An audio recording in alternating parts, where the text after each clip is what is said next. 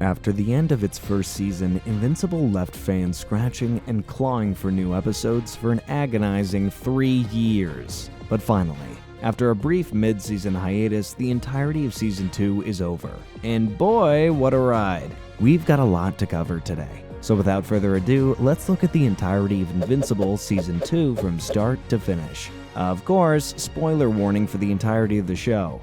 Duh. Also, if you'd like to know where we left our characters off last season, go ahead and check out my first video recapping Season 1. Now let's get on with it. Here we go. The opening scene for the first episode of Invincible Season 2 starts off with a bang, with Invincible fighting the Immortal? Well, that's weird. Wasn't Invincible against Omni-Man, just like the Immortal was? And secondly, and more importantly, isn't the Immortal, like, dead? Well, that's weird. Anyway, they're fighting, and Mark seems to be losing, when suddenly, Omni-Man flies in and kills the Immortal again. What? So it turns out that Mark has joined forces with his dad, and they've enslaved Earth and made it a part of the Viltrumite Empire, just like Omni-Man said in Season 1. Omni-Man says that someone who's been alive as long as the Immortal should have the vision to understand what they're doing is actually good. Honestly, Nolan, even a blind man could see you're wrong. Omni-Man and Invincible act like they're a bunch of merciful dictators, running propaganda messages about how what they're doing is good for Earth, which are playing on endless loops over the destroyed dystopia of America,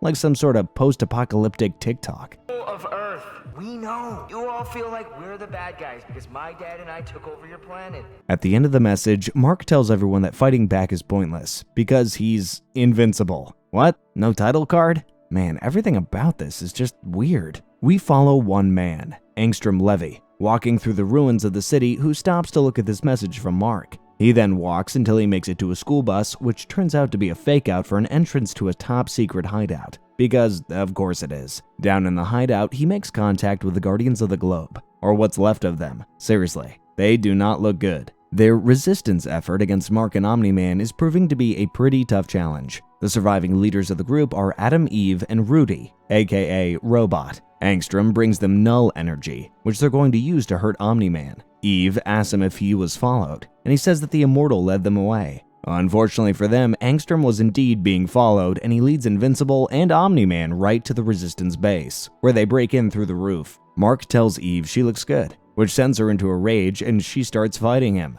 Meanwhile, Robot charges up the null energy into a gun and shoots it at Omni-Man. It causes a massive explosion, and everyone holds their breath, wondering if it affected him. But come on, guys. This is Omni-Man. It doesn't even leave a scratch. He flies out of the rubble and tackles Robot, snapping away all of his gadgets and making his real body's tank leak. Robot tells Omni-Man he'll die too someday. And Omni-Man's just like, yeah, but you should have died at birth. Ooh. While that's happening, Mark is swatting away Eve's attacks like they're flies, telling her that he doesn't want to hurt her or kill any more people, and she says she'd rather die. Mark says he'd never kill her, but he has to stop her, and he takes the merciful route, snapping Eve's neck just enough to leave her paralyzed, but not enough to kill her. According to Omni-Man, it's a move he practiced against some protesters last week. Yeah, so Invincible has gone full heel. What the hell happened? Anyway, the rest of the Resistance is rounded up for execution because apparently joining the Resistance means sudden death. No takesy-backsies. Angstrom loses his mind, telling Omni-Man and Mark that justice will come for them. They're about to kill him, but a portal opens up underneath him and he falls through it. Mark is like, what the hell just happened? But Omni-Man is too hungry to give a shit, so they just move on to killing everyone else. Let's finish this off. I'm starving.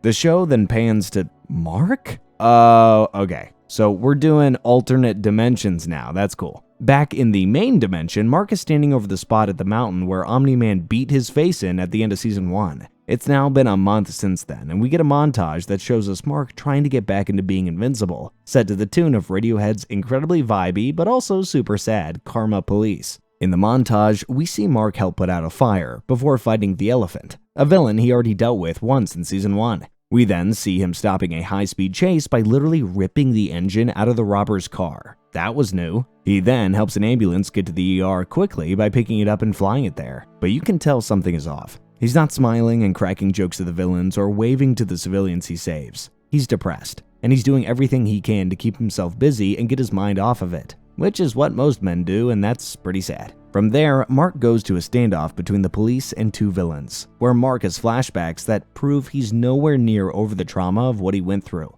He can't bring himself to get involved, But luckily, GDA soldiers show up and handle the situation. A news report focuses on the tragedy in Chicago and the cleanup efforts after Omni-Man's rampage, saying how even though some people will never recover, for others the healing process is underway. But Debbie turns the channel off. Her healing process isn't even in a 1,000-kilometer radius. Mark comes down the stairs ready to go to school, and Debbie is about to leave for work. They hug, and Debbie tells him he doesn't have to go back yet if he doesn't want to. And Mark says the same thing to her, but they both agree they need to get out of the house, and so they do. Meanwhile, the Mahler twins are trying to get their favorite jail guard Pete to get them real food. You know, the same Pete who they gave a concussion to when they broke out last time. But the Mahler twins are like, we could have killed you, dude, but we didn't because we like you. But Pete is having none of it, and I understand. Suddenly, 2 portals open up behind both the twins, and they decide they'd rather risk dying than eating prison food. Man, I get that. After walking through the portal, the Mahlers find themselves standing in the ruins of the prison, standing over Pete's burned corpse. Yikes. They see Levy and climb out of the crater to go meet him. They immediately figure out that his superpower is opening portals between dimensions. Levy says he's glad they figured that out, it proves they're smart. He then explains how he's good and a pacifist, and how working with the Mahlers is a serious moral dilemma for him. But he has no choice. He tells them he needs their scientific expertise. But the Mahlers are still pretty annoyed at their last employer and do not want to work for him. But he says they don't really have a choice. He'll leave them stranded there if they don't agree to work for him. Or somewhere even worse. The Mahlers say they miss when they worked for themselves and follow him into a portal. Back at school, Mark has to play the part of a grieving son who lost his dad in the Omni-Man attack. That's the cover story Cecil came up with for him and Debbie to maintain their cover. This doesn't do much to help, because everyone just stares at him and whispers about how he lost his dad. It does do one thing though. It solves his feud with his longtime bully Todd, who comes up to him and hugs him, saying he's sorry that he lost his dad. Amber saves him from the very awkward conversation he's having with Todd and tries to talk some sense into Mark about his emotional health. But Mark is consumed with guilt for not doing more to stop his dad, and is pissed he's getting sympathy when he was part of the reason for the death and destruction. Mark meets with GDA director Cecil at Burger Mart to discuss working as Invincible full-time, but Cecil shoots him down, telling Mark he's not as emotionally healed as he's pretending. Mark loses his cool over this, and Cecil tells him he's showing the very same thing he wants to deny, that he's as dangerous as his dad, which rocks Mark to the core. Way to let him down easy, Cecil. God, this guy is such a hard ass. Cecil goes back to the GDA, where he sees the Guardians of the Globe fighting a giant. The giant is wreaking all kinds of havoc, saying that it wants to be the president of the United States and an astronaut. I want to be president of America and an astronaut! Talk about ambitious. Donald says the Guardians could use the help of Invincible. No title card here either. It's kinda weird. Robot deduces, based on its speech patterns, that it is the mental capacity of an 8-year-old. An 8-year-old giant. That's also new. Robot, Rex, Duplicate, Shrinking Ray, Black Samson, and Monster Girl are actually working more like a team now, which is great to see. Robot plants charges to drop the giant into a parking lot where they can neutralize it, but gets stopped by the giant's foot as it's about to be crushed, but is saved by Monster Girl. Rex detonates Robot's charges and drops Giant to the parking lot, where the other Guardians follow. Meanwhile, Monster Girl tells Rex that what he just experienced is called fear, and how it's something he'll get used to. Just like he got used to going to the toilet. TMI, Monster Girl, keep that gross stuff to yourself. The Mahlers follow Levy to his invention, which they instantly recognize as one of their own devices, just much bigger. And he lays out how he's journeyed the multiverse and found answers to all the troubled Earths out there through resources on alternate Earths. Levy reveals that he has an entire army of his own variants, spread across his home dimension and alternate safe house dimensions, all feeding him intel from the multiverse. He explains how in most dimensions, Invincible teams up with Omni-Man and destroys the planet, which shocks the Mahlers. The machine he wants the Mahler twins to build will copy the mental data of Levy's variants and combine them into one grand design in his own brain, making him the benevolent nexus of all realities. Such a great plan. Surely nothing could go wrong. In exchange, the Mahler twins will get to occupy an Earth with no superheroes and great food, where they are worshipped as gods. Yep, that's a pretty good payment. I'd take that deal. I'll make that deal. How about you bitch? You make that deal? I'd make that deal. I don't blame you. Damn good deal. Back at the Grayson house, Debbie gets a visit from Olga, the widow of Red Rush. Debbie and Olga talk through the complicated emotions they both have, as well as their mutual rage at Nolan for betraying them and ruining their lives. Mark gets home and goes straight to his room. Olga tells Debbie she can't help her son if she doesn't help herself, and gives her a card. But that's advice Debbie just isn't ready to hear. Meanwhile, the new Guardians of the Globe are in their headquarters getting chewed out by Cecil over their sloppy handling of the baby giant attack. Duplicate and Rex try to push back, but Cecil isn't buying their nonsense, and says he's narrowed down their sloppiness to a failure of leadership. Cecil decides to add 2 new members to balance things out. The Immortal to act as an experienced team leader, and Bulletproof, both of whom are instantly greeted by an annoyed Rex. I know you're tight. Be better. I was trying to be better. Rudy accepts his demotion, saying he needs to get used to his body and be better. Mark meets Eve at school, and she tells him about how life in the woods is, before asking him when's the last time he went out as Invincible. Still, no title card. She talks him through his daddy issues. Don't boo me, that's literally what they are. Eve tries to encourage Mark that people can see the good in him, but he says Cecil can't. Eve says Mark needs to prove his mettle to Cecil, and Mark goes to him and says he'll work for Cecil and the GDA. His recruitment comes at the perfect time, as they've tracked down the Maulers, so Mark heads out after them. The Mauler twins and Levy finish building the machine to help Levy process the combined knowledge of all of his variants. They warn Levy that they engineered a way to help him separate all of the variants' memories from his own so they can stay sane, and that aborting the process before completion is a big no-no. Brain damage would be the least of his problems if he does that. Then, they throw the switch. Levy is evolving as planned. That is, until Invincible shows up. He tells Cecil what's happening and he orders him to stop it. Levy tries to reason with Mark, telling him that he doesn't understand. He's doing this for the greater good. But Mark says he's heard that one before and starts fighting the Maulers. They're surprised by how strong he is, but says he can't really be invincible. Still, no title card. I'm starting to lose hope here, people. Invincible is kicking Mauler's asses, so Levy says he has no choice and calls in Mauler twins from other dimensions to stop Invincible. Having to fight about 20 Maulers at once, Mark is doing a pretty good job at first, but there's just too many of them, and they start overwhelming him. Soon the Mauler variants get Invincible on the ropes and are beating the living shit out of him. Levy tells them not to kill him, but the Maulers aren't listening to him. And Levy says his empire won't be built on blood, so he stops and removes his thought processing helmet in the middle of the transfer. You know, the one thing they told him not to do. Unsurprisingly, the entire lab explodes, killing all of the Mauler variants. Mark survives the explosion, but is left traumatized again by how much death and destruction he always seems to be at the center of. The Guardians of the Globe arrive and ask him if he's injured. No, robot, he's just bleeding because he enjoys it.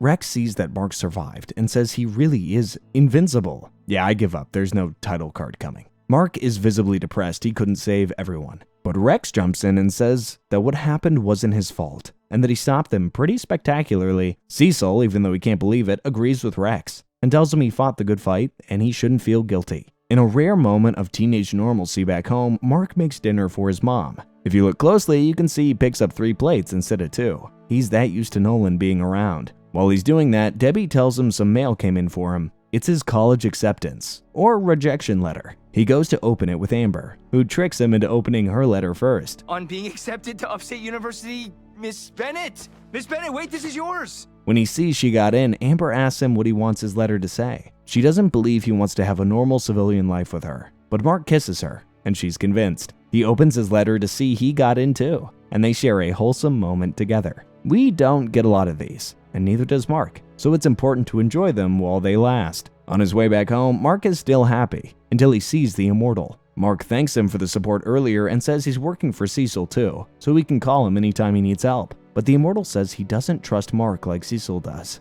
and says he'll be watching him. Mark doesn't even fight back, he just accepts it because he understands. Man, that sucks. In the credit sequence, we see that one of the Mauler twins survived Levy's machine exploding. Though half his body is scarred, he's like Two-Face, but both sides are evil. He hears a voice and goes to see if his brother survived too, only to find a disgustingly mutated Levy puking up blood. What's more, he doesn't know what memories are his own anymore, and the memory of Invincible killing people in all those other dimensions has filled him with rage. The Mauler says he needs to go to a hospital, but he says he needs revenge. And he won't stop until he's killed. Title card, boom, there it is. Finally, it's back, and it's as beautiful as ever. Episode 2 opens up with what is easily the most unrealistic scene in the entire show. Mark actually graduates high school. Aw man, I'm so proud of him. The only problem is that Mark is still a superhero, so he's not really at his graduation. While the dean is giving a speech to the graduating class, he's having a good old-fashioned battle with his old nemesis, Doc Seismic. In Season 1, it looked like Doc Seismic fell into lava, and it looked like he was capiche. But it turns out he ended up discovering a race of lava monsters known as magmanites, living near the core, and somehow managed to make them his minions. You know, that's a bit hard to buy when you take a good look at Doc Seismic, but alright. So this time, Seismic is back and is still talking about how everyone is destroying the planet while staying on top of Lincoln Memorial, because where else would an insane old man be? Mark asks him what his problem is and why he's so obsessed with national landmarks, and he gives some insane reason with a very graphic analogy to Mother Earth's loins that I'm just not gonna get into. Made of the clay she bleeds from humanity's endless ruination. So they begin fighting, and Doc Seismic strikes the monument, cracking it and bringing out the magmanites. Mark begins fighting them and Doc Seismic, while the principal's speech in the background talks about how adversity is necessary to make people better. It's a bit of a challenge, but Mark manages to take down all of the magmanites and gives Doc Seismic a super uppercut. Unfortunately, he couldn't stop the good doctor from damaging Lincoln Memorial a fair bit, something Cecil is very quick to remind him of, saying he still has a lot to learn. Mark flies off and makes it back just in time to catch the tail end of his own graduation ceremony at school. He meets Amber, Will, and Eve, and they're all super happy. But it turns out Mark is a little too happy, because he throws his into the stratosphere. Mark, Eve, Will, and Amber get together to celebrate, and have some post-graduation beers discussing what their summer plans are. William is gonna chill and watch some garbage reality TV shows. So relatable. But Eve is going to help finish the reconstruction in Chicago. You know, from where Omni-Man threw Mark around like a rag doll. Amber is volunteering at the community center 3 days a week, and is also big into activism. But Mark is dedicated to working for Cecil and the GDA. Meanwhile at NASA, the astronauts are having a meeting about what to do about the sequids on Mars. One of them says they need to strike first, but his colleague says they were just trying to protect their planet. The guy in charge is confused and asks Russ Livingston what he thinks about the situation, but Russ doesn't answer. He just gets super awkward, says he knows nothing about Martians, and then runs off to what he calls the urination chamber. Turns out, Russ Livingston is the same Martian who snuck onto the spaceship from the Season 1 Mars episode by shapeshifting into human form. And his little joyride to Earth is not going well. His superior is forced to put him on forcible leave because of all the odd shit he keeps pulling. Mainly because he has no way of knowing how to act and talk like a normal human being. While that's happening, Eve is in Chicago helping with the rebuilding effort just like she said she would be. Using her powers, she puts together the broken parts of a building, but scares the snot out of the construction workers in the process. The civilians cheer for her, but the local construction crew don't like her butting in, asking if her work is even up to code. What the hell do you think you're doing? You scared the piss out of my entire crew. But a woman and her daughter side with Eve, saying she's the only one who's taking action to improve their neighborhood. So Eve takes it a step further by turning the abandoned lot next to the apartment building into a lush and luxurious playground, before getting a call from her parents. Mark and Debbie are back at home, and are still raw over Nolan's betrayal. Debbie gets really annoyed at a loose counter door, which was repaired after Omni-Man's fight with GDA forces in the house, but won't close properly. Acknowledging their shared bane, Debbie floats the idea of them taking a beach trip to celebrate Mark's graduation. Mark loves the idea, but he's focused on helping Cecil, because the Guardians are really busy and can't take off right now. They argue about whether Mark has to be invincible this much, and Debbie says he should enjoy his last summer as a kid, but Mark says he's not a kid anymore. Debbie tries to tell Mark he doesn't have to prove he'll be like his dad, but that just sets Mark off. Debbie tries to reason with him, but Cecil calls him for a mission just then. Meanwhile, the Guardians of the Globe are being trained hard by their new leader, the Immortal, and Rex is so over it, saying he doesn't need to train when he has people trying to kill him every day. Rex is about to hit the showers and hears Duplicate. He tries to hook up with her again, but he finds out he's been replaced by the Immortal. You goddamn geriatric hypocrite.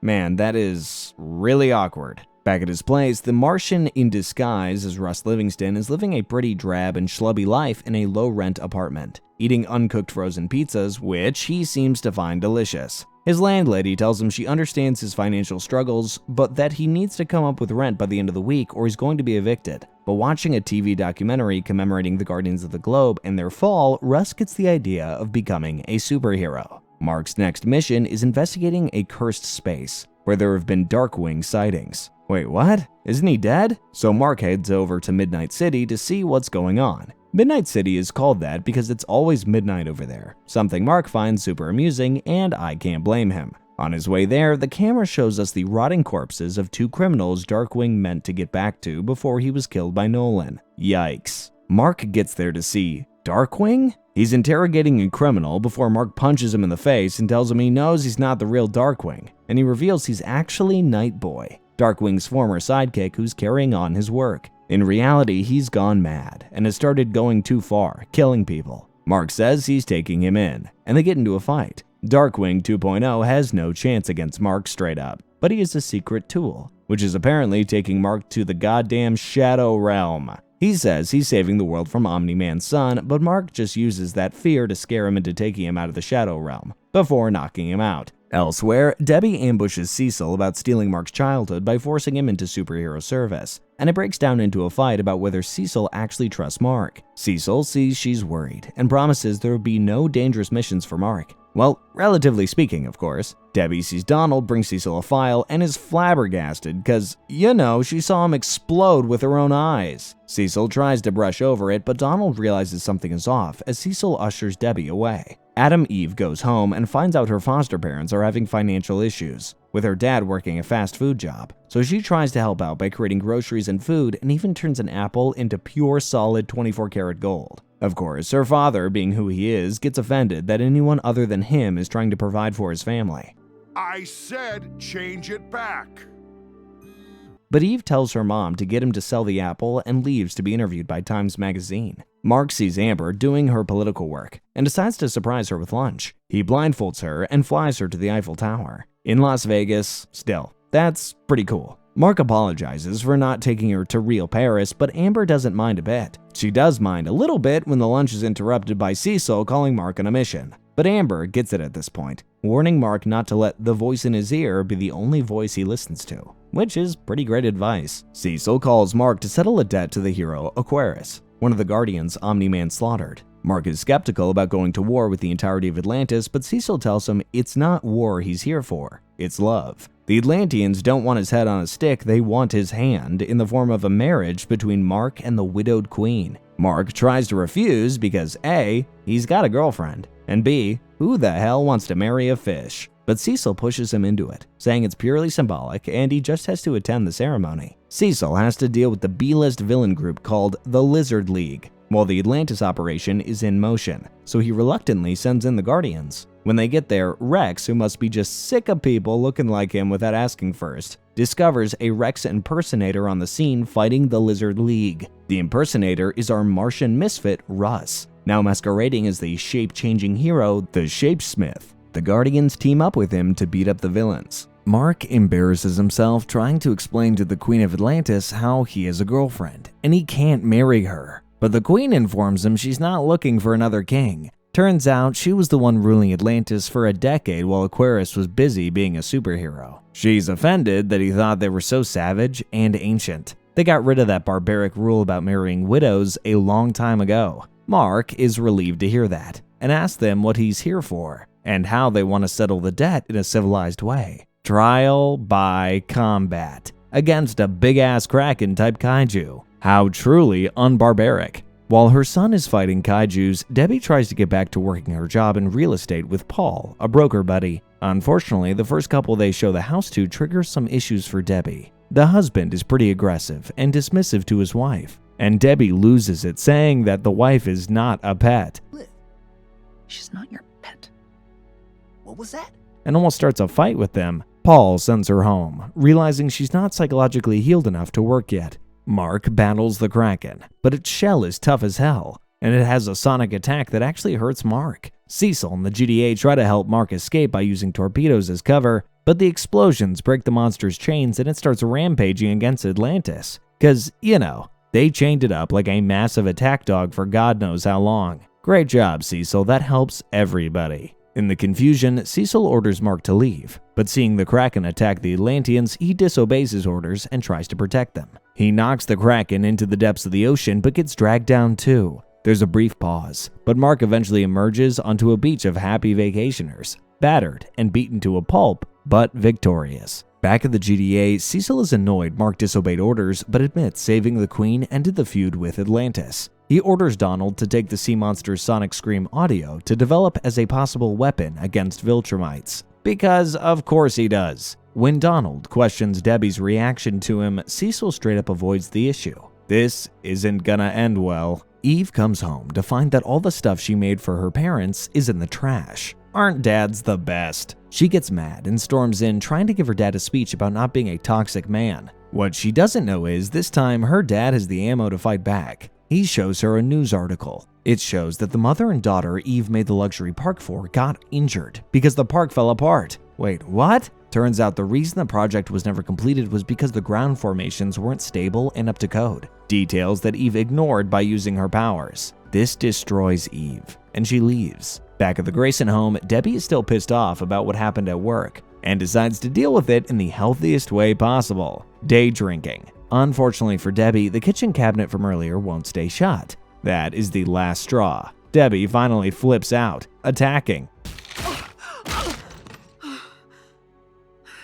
Mark finds her sobbing on the floor and tries to comfort her. She doesn't want it from him at first, but then she just hugs him and continues to cry. Meanwhile, Martian Man, aka Russ, aka Shapesmith, gets a tour of Guardians HQ.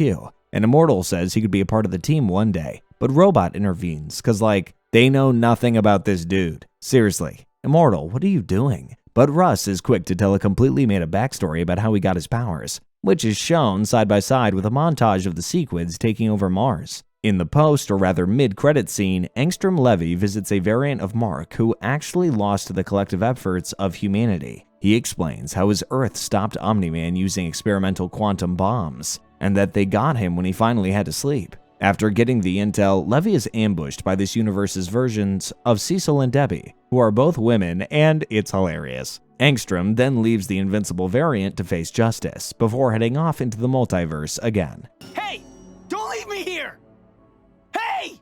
Episode 3 starts off with one of the most bittersweet moments in the entire show. Mark is finally going to college, and Debbie's dropping him off. Before he leaves, Debbie shares an emotional goodbye with her son, before forbidding him from doing any kind of drugs. This actually leads to a pretty funny thought experiment. Would drugs even affect Mark? Do Viltrumites get high? I'm sure we'll never find out. Anyway, after Mark is gone, a depressed Debbie has another breakdown and decides to call the number that Olga gave her. Glad to see she's getting the help she needs. So, Mark and William are going to be sharing a dorm room, which I can already tell is going to be hilarious. And they both set up their sides of the room with let's call it different flavors of life. William has a beautifully decorated side of the room that's bordering on a high society, and Mark has comic book posters. After William complains about how Mark is affecting his game, they have the sock on the door conversation, which is as funny as every conversation Mark and William have about sex. It means go eat a taco or fly to Spain or do whatever you have to do. Mark brought over his box of action figures, which he insists are called collectibles,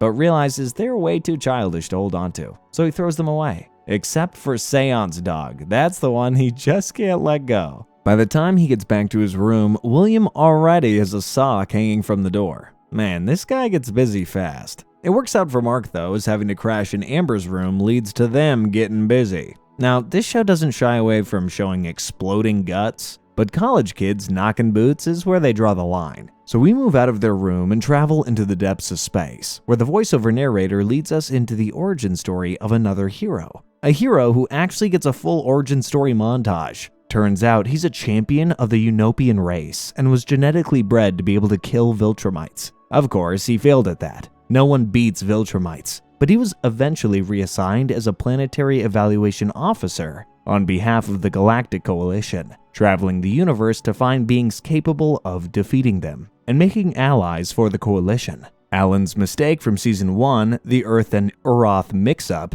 led to the GC getting its best chance yet to combat the Viltrumite threat, Mark Grayson. Because to change the universe, sometimes you have to be. Alan makes it back to the Coalition and reports his findings of Mark Grayson and how he's sympathetic to the cause and is unlike any other Viltrumite. Alan is basically screaming about how big of a deal this is. They could find other Viltrumite children willing to rebel against their parents. That's like the daddy issues Avengers. Unfortunately, the members of the council are not so hot on allying with the son of their sworn enemy, and they don't hide the fact that they think he's an idiot, which does not please Alan one bit. But the leader of the Galactic Coalition, Thaddeus, tells them Alan is right, and they need to use this information to their benefit. After the meeting, he approaches Alan alone and tells him he suspects there's a mole in the ranks who's feeding information to the Viltrumites. Alan says he'll find him no matter what. Spoiler alert, he won't. Alan goes home and pets his cat, which is just one big eye, and stops for a night of lovemaking with his girlfriend Telia. God, this episode just can't get enough of people knocking boots. I missed you. Yeah, how much? The most. The narrator tries to go back to Earth, but Amber and Mark are still getting busy, so we just focus on Alan's cat instead. The next day, he's out having lunch with his girlfriend, having what I can only describe as a bowl of living space worms, and his girlfriend's food isn't any better. It's eating the worms too. Good God, oh my God, I think I'm gonna be sick. Anyway, Alan is about to tell Telia about how Thaddeus thinks there's a mole in the Coalition when he gets ambushed by not one, not two, but 3 Viltrumites. They're not just some random soldiers either. These are seasoned Viltrumite warriors, and they demand to know about why Nolan left his post, since Viltrumites never leave their post. They also want to know about his half-human son. Oh no. But Alan, being Alan, refuses to tell them anything and keeps messing with them, which can only end in one way. Alan getting the kicked out of him by the Viltrumites. Telia comes to visit Alan later in the hospital, where he is somehow still alive. Nah, but like, how? She's crying and is greeted by Thaddeus, who assures her that the Viltrumites will be defeated. After Thaddeus consoles her, Telia leaves, and Thaddeus walks over to Alan and shuts down his regeneration chamber. Turns out, he was the mole all along. So the Alan portion of the episode ends. The story returns to the Guardians of the Globe on Earth. Kate confronts Rex because she wants to talk about her getting with the Immortals so they can stop being awkward about it. Rex complains that Kate cheated on him, but she counters that he used her to cheat on Eve first, which somehow Rex tries to play off as being in Kate's favor. But Rex then asks what it's all really about, and Kate gets deep. She says the Immortal is the only guy who's died as many times as she has, and that no one else understands what that's like. Jeez. Monster Girl was listening to all of this even though she had headphones on, and she gets into a back and forth with Rex before Shapesmith, aka the Runaway Martian, cuts the tension with his hilariously bad attempts to blend into society. I'd like to run while remaining in a stationary location. Is that cool beans? Monster Girl sees Robot training his brain. He says he needs to get rid of his fear, but Monster Girl tells him he doesn't need to get rid of it. He just needs to learn to work when afraid. After that little disagreement, Rudy finally builds up the courage to ask her out to a movie. Well, that took him long enough. Meanwhile, Debbie finally gives in to Olga's advice and attends a grief support group. After Carol explains the rules of the support group, which is called Spouses of Superheroes. After the meeting, she tries texting Mark, but decides against it, before getting invited by another guy from the support group out for drinks. Without anything better to do, she agrees to join him. Robot joins Monster Girl to watch a movie, and explains how he's never been to the cinema before as he would have never fit in. They try to get tickets for a horror movie, but since they both look like kids, the guy at the counter tells them to go get their parents because he doesn't want to get fired. But Monster Girl manages to get a woman to pretend to be their parents and get them tickets. Afterward, they head on over to Burger Mart so Rudy can have his first ever cheeseburger. If you ask me, he was better off without that processed garbage, but you know, that's just me. Meanwhile, Debbie is out having drinks, attempting to be social, and forms some kind of connection with her new friend, and it's actually going pretty good. Until he mentions he was Green Ghost's husband, and how everything went to hell after that alien psychopath murdered her. Debbie starts crying from guilt and goes to the bathroom as an excuse to hide it. While that's happening, Mark gets back to his room and sees William, thinking he's sleeping. But as soon as Mark lies on his bed, William asks him how the, time with Amber was. But Mark doesn't want to talk about that, and asks William how his sock on the door moment was. Turns out there were no boots being knocked, he just forgot to take the shock off the door from earlier. William just isn't over what happened to Rick. There's a knock on the door, and William goes to open it, expecting Amber. Hey, I bet that's somebody ready for round 2. Coming, Ambers. But he closes the door looking traumatized and tells Mark it's for him. Mark opens the door to see Seance Dog? What? He pulls him inside the room and asks him who he is and what he wants, and he just says he's Seance Dog. Yeah, we didn't notice that. The door is still open and people are passing by. So Mark takes this supposed Seance Dog outside and asks him to show his true face. When he won't drop the Seance Dog shtick, Mark tosses him around like a rag doll until he gives up and changes back to his real form, which is a blue bug? I preferred the Seance Dog. His name is Nul Zot, and he's here to ask for Mark's help. His planet, Thraxa, is facing an asteroid shower, and they need Mark's help to stop it, or there's gonna be a lot of deaths. Mark, on the other hand, is like, dude, I just got to college. I can't do this. which I know people don't like, but I get it. But William tells Mark he's being too selfish, and that he needs to go with this alien to help his people because they're in danger. All 42 billion of them, apparently. Something seems fishy about this, but alright. Mark calls Cecil to tell him he's going, and as you can imagine, Cecil is not happy. Mark tries to reason with him, but Cecil orders him to not go and that Omni-Man only listen to himself. Wow, really classy, Cecil. But Mark has made his decision, and he tells him he's going to check back in when he gets back, which should be in a month. Mark tells his new alien friend he needs to make a stop before leaving, and he goes to tell Amber he'll be leaving for a few months. He apologizes, but Amber stops him, saying she gets what she signed up for dating him, and he should never apologize for saving lives. See, she isn't so bad after all. Mark tells her to let his mom know, and says I love you for the first time. But the signal cuts off, and he doesn't know if she heard it or not. I love you. Man, space needs to get 5G ASAP. Debbie tries to leave the bar, and Alana's husband tries to talk her out of it, saying he understands. But that understanding disappears when Debbie admits out of pure guilt that her husband was Omni-Man. She tries to apologize, saying she didn't know, but he's not buying any of it, saying she should have known. Man, that is cold. Newell Zote wakes Mark up to tell him they've made it to Thraxa. The planet is gorgeous, and when he gets out of the ship, there's a whole sea of Thraxans waiting to meet him. They tell him the Monarch wants to meet him at once, and so he goes to meet him. As Mark is on his way to the Monarch, Mark asks about the meteors, and Newell Zote seems to have forgotten all about them, which is super suspicious. They get to the palace, and Mark bows his head only to hear a familiar voice greet him. He looks up and sees Omni-Man? Oh man, what the hell? Episode 4 opens with a flashback to the end of Season 1. Omni-Man standing over a bloodied and battered Mark. But this time, we're shown Omni-Man's perspective. After flying off into space, he just wanders around the universe for months, thinking about what he's done. He sits at the edge of a cliff, a lot like Dr. Manhattan in Watchmen. So much time passes that he grows a full-blown beard, and he's straight up depressed. Omni-Man then decides the best thing he could do is just die. It makes sense too, he ruined his life on Earth and abandoned his post. There's nowhere else to go. He's about to straight up throw himself into a freaking black hole when he notices a Thraxan ship about to fall in. He saves them, takes them back home, and is about to leave, presumably to jump in the black hole again, but the Thraxans stop him and ask him to be their protector. And so he does. And that brings us back to where we are. Back in the present day, Mark stares Nolan down. They both clench their fists, but instead of punching him, Mark hugs him. But the moment doesn't last long because Mark is still kinda pissed about him calling his mom a pet and punching all his teeth out. Mark tries to leave, but Nolan convinces him to stay for 5 minutes so he can hear him out. Down in the palace, he shows Mark his new wife, a Thraxan, and his new son, which makes him Mark's half-brother. Mark, obviously, loses his mind, calling Nolan a psycho who just abandoned his mother to start a new life. You gotta be...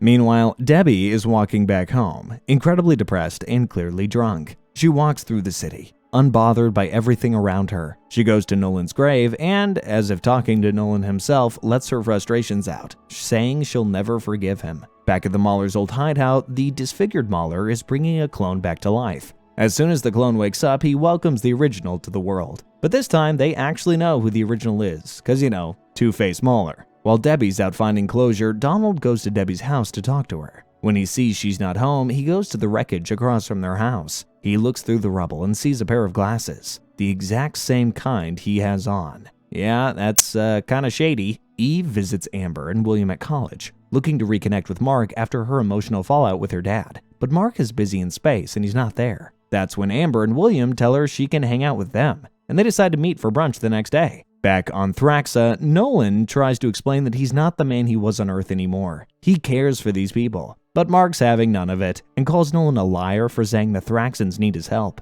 But Nolan explains that they actually do need his help. Not against meteors, but Viltrumite soldiers are going to find Nolan and kill his new son and all the Thraxans. Mark says that's unfair. He can't just put it on him like that. But Nolan says there are literally billions of lives at stake. Mark, at this point, is extremely conflicted. On one hand, he still hates his dad and doesn't want to believe a word he says. But on the other, innocent people are in danger, and he can't just walk away. He asks Nolan how he can help if he couldn't even beat him, and Nolan says they'll start training right away. But like the exact second he says that, the ground starts shaking. The Viltrumites are here, and they're here for blood. Nolan asks Mark to take his Thraxan wife and son to safety while he deals with the Viltrumites. Back on Earth, Eve is chilling at a Guardian's safe house and is about to sleep when she hears a noise. She goes to check it out and sees it's the first ever villain Mark beat as Invincible, Kill Cannon. He's here to steal one of Robot's old power sources, and he gets it. But Eve catches him before he goes. Eve offers him an easy way out, to which he just says, "Nuh-uh." Luckily, or unluckily for him, a fight is exactly what Eve is looking for. Wrong choice, asshole. While Nolan battles the Viltrumites, Mark gets Andressa and his half-brother to safety in some caves beneath Thraxa. There, he talks to Nolan's bug wife Andressa and finds out the average Thraxan lifespan is only 1 Earth year. That is insane. His half-brother, on the other hand, is aging at a slower pace than that because of his Viltrumite cells. He also hears the softer side of how Andressa fell in love with Nolan after he saved her ship. Great story, but I doubt anyone is forgiving Nolan anytime soon. Just then, one of the Viltrumite soldiers named Lucan shows up and sees both Mark and Nolan's other son. Disgusted, he decides to kill them. Mark tries to stop him, but gets his ass kicked in what has to be record time. But just as he's getting his face pasted on the floor, Omni-Man jumps in and saves him. Nolan and Lucan go at it, but Nolan manages to open his intestines like a zipper and impales him with a rock, killing him. Meanwhile, back on Earth, Eve follows the criminal back to the bridge and she even beats him. However, she gets cocky and careless and misses an old couple sitting in a car that falls off the bridge. She goes in after them and is able to save their lives, but not before they were severely injured. This really pisses her off, man. At home, Debbie is getting rid of a bunch of stuff that reminds her about Nolan. Books, gifts, all kinds of things. Suddenly, superhero swag master Art Rosenbaum shows up to check in on Debbie because he wasn't returning his calls. She explains to him how she taught Mark how to ride a bicycle when he was a kid, and Art tells her Omni-Man just got powers. She's really the strong one. Back on Thraxa, Nolan is straight up not having a good time. He realizes for the first time now that he actually doesn't enjoy the violence the Viltrumites are committing, and it scares him. He lashes out at Mark, demanding to know why people want to have feelings when they suck so much. I'm not supposed to feel this way. How is this better? Honestly, Nolan, I've got the same question. This little philosophical debate is interrupted very rudely too, when the other two Viltrumite soldiers show up for round 2 of battle. As is the case with every fight, including a Viltrumite, this fight is absolutely brutal. Nolan takes on the guy while Mark takes on the woman. As you probably guessed, it's not close. Mark gets squished like a tomato can. Nolan steps in and explains he has to fight like a killer in order to beat them. Otherwise, everyone is going to die. Mark, realizing what's at stake here, begins fighting like a real Viltrumite and lays the absolute smackdown on the woman. He beats her ass until he has her cornered dead to rights, but he's not a killer like his father. He never has been. And the thing about those characters is they have no honor whatsoever. The second he hesitates, she pierces him with his braid knife and is about to close in and finish him off, but Nolan steps in with one of the most brutal deaths we've seen in the entire series. So far, at least. Nolan walks over to Mark, saying that it's over. But a flying Vulcan with his guts hanging out flies in with the most sickening missile dropkick you've ever seen, destroying his spine. Next time you kill somebody, make sure they're dead. Leaving every Viltrumite there either dead or brutally injured. Back on Earth, Debbie breaks all financial ties with Cecil, the GDA, and Nolan's estate, saying the people in Chicago deserve that money more and that she's done owing Cecil. Mark wakes up from his ass-whooping induced sleep to see his dad being strapped to a stretcher and taken away on a Viltrumite ship. Nolan tells him to remember the good he did and to read his books, and the way he says it makes me think the books must be really important. Unfortunately, Debbie has put all of his books out on the curb for pickup. Wow, that is not good. Meanwhile on Earth, Eve ditches Amber and William's brunch idea and goes back home to her family, because at the end of the day, that's all you got. When Mark wakes up, he sees what is potentially the big bad of the show. Viltrumite General Craig is there, and he has simple instructions for Mark. Omni-Man is being executed for desertion. Since Mark survived his battle, he'll continue his mission and prepare Earth for their rule, or they'll kill everyone on the planet. Aren't ultimatums just the best? The end credits scene shows the two-faced Mauler bossing around his clone like some kind of king. In fact, that's literally what he has the clone call him, King Mauler. You can see this has been going on for a while, and now King Mauler has a brilliant new idea. Make a bunch of clones and rule over all of them. Unfortunately, the clone poisons and kills him, saying that sometimes things are the way they are for good reason. And honestly, I couldn't agree more.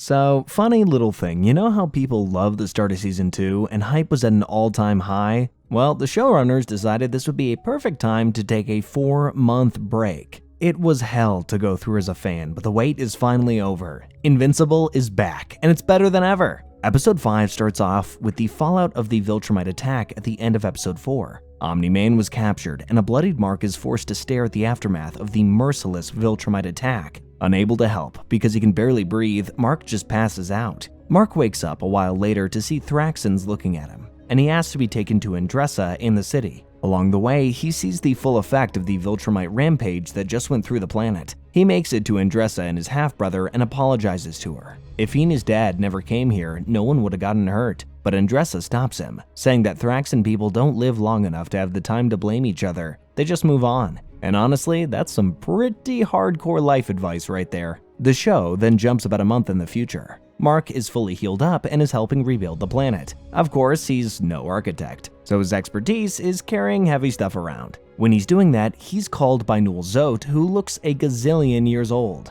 Remember, this is the same guy who flew him there. The Thraxans were not joking about that age thing. Anyway, Newell Zote tells Mark they've built a ship to take him back home, but Mark is reluctant to go, saying he's needed here and that the heroes on Earth probably have it covered. As it turns out, the heroes are having a much harder time covering it than Mark thinks. Mark is still talking with Newell Zote when Andressa, who's old as bones too, shows up. She also convinces Mark to go back home. He's already done enough. Mark finally realizes how much he misses everyone back home and decides to go. But that's not all Andressa wants him to do. She wants him to take Nolan's other son with him. It's simple. The kid's aging slower than the Thraxans. He's going to outlive generations before he can even form a sentence. So Andressa entrusts his care with Mark. You can just tell how much Mark doesn't want to do this, but he has to. No matter how messed up it is, that's his family. Very soon you'll be all he has, and he will need someone. Back on Earth, Debbie gets home and is about to pour herself some wine, but decides against it,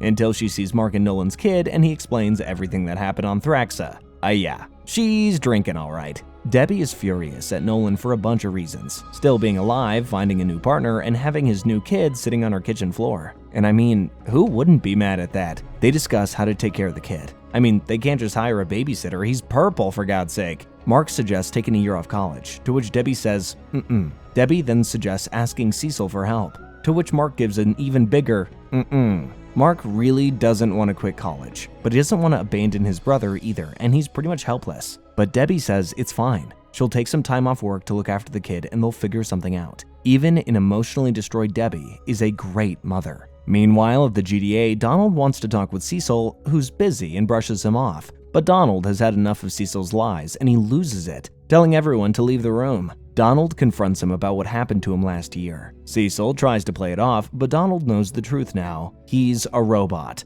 or at least that's what he thinks. Cecil takes him to the same white room he took Mark. There, he shows him what he did to Donald. They took his brain and put it inside of a machine, then constructed the flesh on top of it. Cecil also makes a point of mentioning how expensive it was, because of course he does. Unfortunately for Cecil, Donald isn't too grateful, blaming Cecil for lying and turning him into a monster purely for his own convenience. They're going at it when they get interrupted by a GDA employee with some seriously bad news. Sir? Are you alright, sir?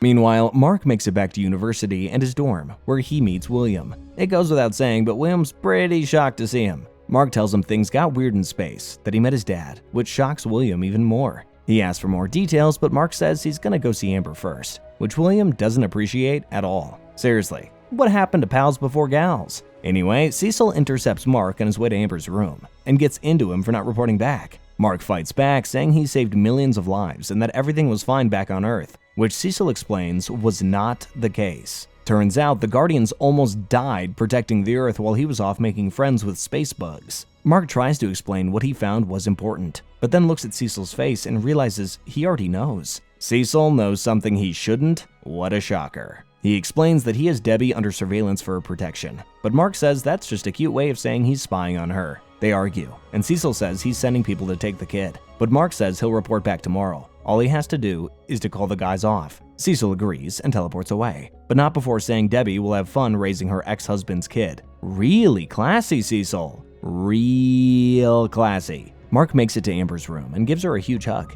It's cute how much they missed each other. Anyway, Mark is just about to unload about everything he just went through in space when Amber shows him there are some people over in her room. Amber introduces them and they say it's nice to see Amber's boyfriend is real. Oof. Hey, dude. Nice to finally meet you.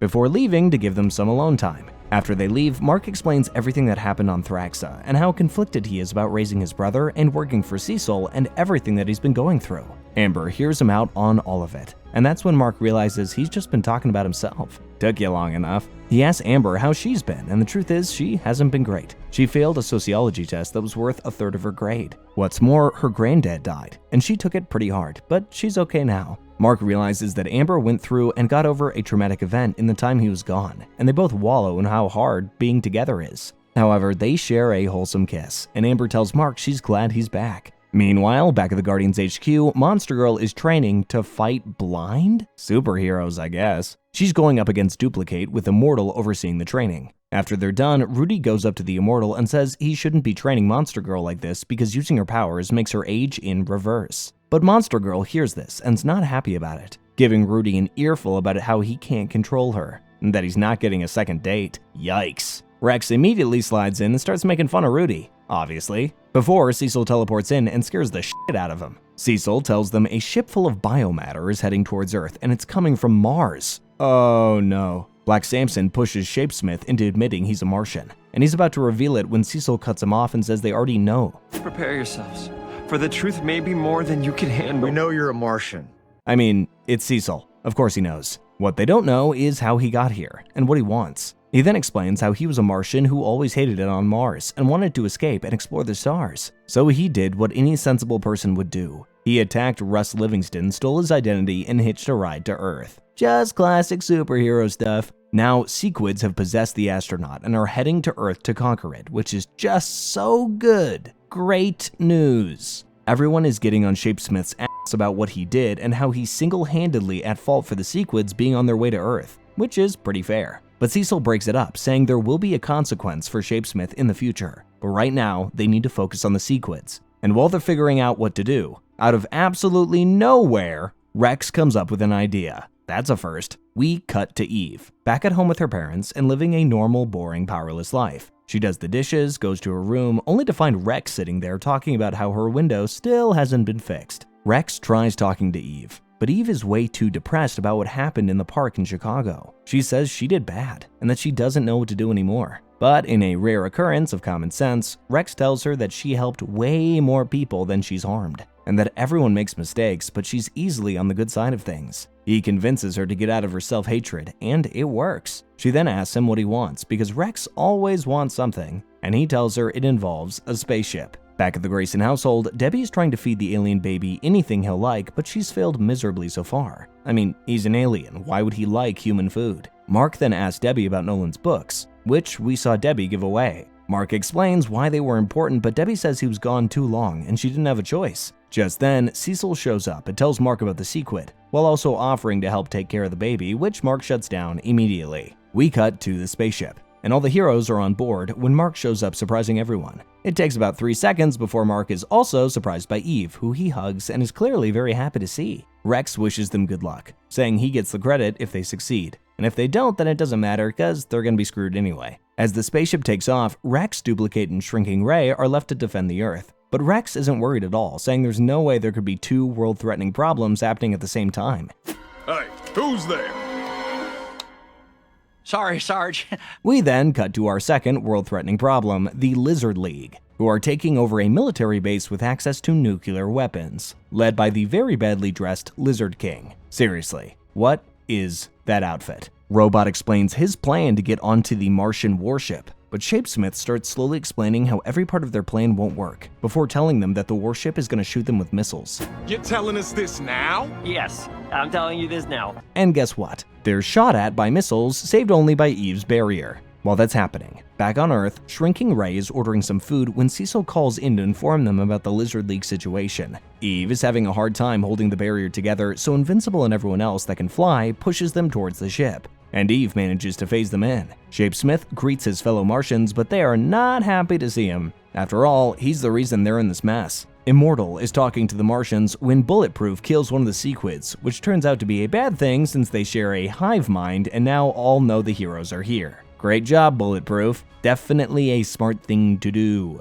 About 5 seconds later, the door breaks down under a sea of Sequids. This is bad. Meanwhile, on Earth, the Guardians are fighting the Lizard League in a super fierce battle. Duplicate is fighting the big monstrosity, while Rex is fighting the weird claw lady, and Shrinking Ray is fighting the third guy. Rex jokingly tells Kate whoever dies first is gonna pay for the pizza. Unfortunately, that means Kate is gonna have to pay for it because, yeah, she died. This is the real world, guys. Heroes die too. Back on Mars, and the Sequids are really pushing Eve to her limit. She's doing all she can to keep up the barrier. Rudy exits his suit and starts modifying it so he can recreate a bigger version of the shockwave that stopped the Sequids. But he needs time. 5 minutes to be exact. While that's happening, Rex is getting double-teamed by the big guy Kate was fighting and the other villain he was already fighting. And he's getting his ass handed to him. Shrinking Ray shrinks, goes inside the head of the guy she's fighting, and increases her size, exploding his brain. Good God, that is brutal. She then jumps on the big guy as soon as he's about to pummel Rex, but he catches her and eats her. Rex says he messed up because she's going to grow back to her size, but he crushes her while she's inside of him and just says, "Yum." No, absolutely not. Rex tries to run away, but is cornered by both the villains. He manages to kill the claw lady, but starts getting his ass kicked by the big guy. He's about to throw a charge at him, but he grabs his hand and eats it along with the charge, which hurts Rex but also blows his head up in the process. He sits there, laughing and crying like a madman, when King Lizard pulls a gun on his head from behind. Oh God. Back on the ship, Invincible is trying to get Eve to keep the barrier up, but there are just too many of them. The barrier breaks and the heroes are at the mercy of the Sequids, and the credits roll. That is a merciless way to end an episode. But that's not where the episode really ends, because we cut to a post-credits scene of Alan the alien. I thought he was a goner. Turns out, not only has he survived, but he's super buff now. So it turns out that Thaddeus turned off his life support not because he's the mole, but because he's a Viltrumite himself. Turns out he was the first ever Viltrumite that ever rebelled against the Empire. Now he needs Alan to get Mark to him, because he's the key to turning the tide of the war against the Viltrumites. Insane. Episode 6 opens with the same scene Episode 5 left off, with King Lizard holding a gun to Rex's head, talking some nonsense about how the man who waits for his opponent to be injured is the one who wins the fight. Rex, unfortunately for him, is missing a hand, and is in no mood to deal with this bullshit and just asks him to shoot him, which he does. In the head, through his brain. Man, R.I.P. Rex. You were kind of a huge asshole, but I'm gonna miss ya. We cut back to the spaceship, where the Guardians are still fighting the Sequids. Unfortunately, their main source of protection against them, Eve, is out cold. Rudy is unwavering though, showing all the emotions of a concrete wall as he continues making the bomb that's gonna stop the Sequids. Shapesmith covers for Rudy and Eve while he finishes making the bomb. Rudy's done. Anyone? Please hurry! Someone. And Immortal takes the bomb so he can stop these disgusting space squids. But just as he's about to execute his plan, Mark bumps into him and takes the bomb off him. At this point, Immortal absolutely loses it. I mean, who wouldn't? First, his dad bodies you twice and now the kid is stealing your thunder. But Mark keeps it simple. He's faster and stronger than him, and he knows it. And the Immortal, surprisingly, accepts it. Mark asks him to cover for him, and they both go off to get Livingston. Meanwhile, Shapesmith can't protect even Rudy anymore, and folds like a cheap suit in rain. Eve's back up, and she's having the pleasure of defending herself and Rudy against a sea of Sequids. But when she's overwhelmed, she just puts up a shield like she did last time. Unfortunately for them, we see two Sequids that manage to get inside and are crawling towards them. Oh no. Immortal gets swept up by the Sequids as Mark keeps flying towards them. But the thing about the Sequids is there's just so many of them, and even Mark gets overwhelmed. But Immortal comes through and clears a path for him. It's not perfect, but it's enough for Mark to get close enough to Livingston to use Rex's sound bomb. It works. Livingston is free, and all is well with the world. Until they turn around and see Eve and Rudy have been possessed by the Sequids. Oh, man. Luckily, most of the Sequids are still out cold, so Immortal and Mark get to work. Immortal grabs Rudy, who tries to punch him to get free. Great idea, Space Squids. Mark grabs Eve, who really seems to pose no threat to him. They bring both of them together, and Mark uses the bomb again, and this time everyone is actually free. Back on Earth, King Lizard is talking on the phone, probably with some officials from the government. They've made quite the mess of your precious little missile base. and he's talking about his demands, specifically how they need to accept them or he's going to blow up half the country. In fact, he says he might do it even if they do meet his demands. But that's when Rex wakes up? What? His head is literally leaking blood and he's coughing up a good amount of it too. King Lizard is shocked and amused and keeps talking to Rex. But Rex can't really hear him because, bullet through the head. What he does manage to do is to annoy the hell out of Rex, who absolutely loses it and beats the living shit out of King Lizard. Like, I'm talking straight up old-fashioned left-right good-night style ass-kicking. He even punches him in the face with a hand that got chewed off. This show does not care if you just had lunch. The guards manage to break in while Rex is finishing up his beatdown, and they ask him if he's okay. Of course, says Rex. After all, he's practically...